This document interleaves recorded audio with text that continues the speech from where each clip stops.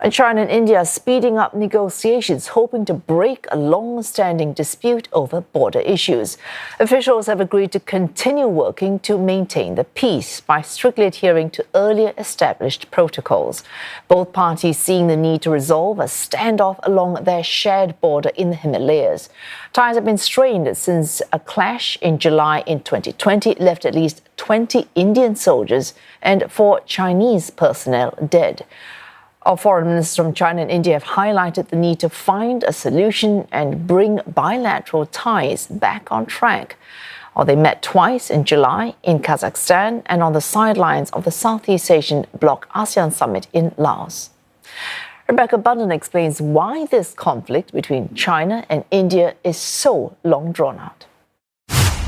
This is a border dispute that goes back decades, and China and India both have their own claims, and neither side is going to be willing to back down easily, of course, on the claims that they have. So this makes the situation very, very difficult. Although China and India are both saying that they are committed towards this resolution, that they want to speed up negotiations, it's a tough situation. And this is only reflected in the fact that it was last year that Prime Minister Narendra Modi met his Chinese counterpart, Xi Jinping, on the sidelines of the BRICS summit in Johannesburg. And they actually talked about the need for disengagement of troops, that they wanted to accelerate this. But now it's almost 1 year on and we haven't seen much movement. This is still an ongoing issue. Although some troops may have been moved from some places, there's still tens of thousands of troops at the border. So that just goes to show how big this issue is, and that it's going to be a long process to resolve this.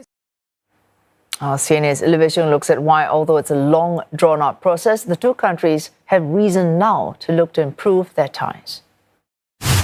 Any escalation in this border crisis would be seen by both countries as detrimental to it. It is a border dispute, but it goes beyond that if things were to escalate. We're talking about implications on the diplomatic front, on the political front, and on the economic front. And remember that to China, it has said that the border issue is just one part of the bigger bilateral relationship that it has with India. And one very big part of it has been that China is India's largest trading partner. In fact, trade has gone up in recent years. This also comes as China itself is facing economic headwinds and those tensions with the US and the West. And so having a better relationship, especially a trading relationship with its neighbor like India, would be beneficial for it, even if it cannot resolve some of the more tricky fundamental issues.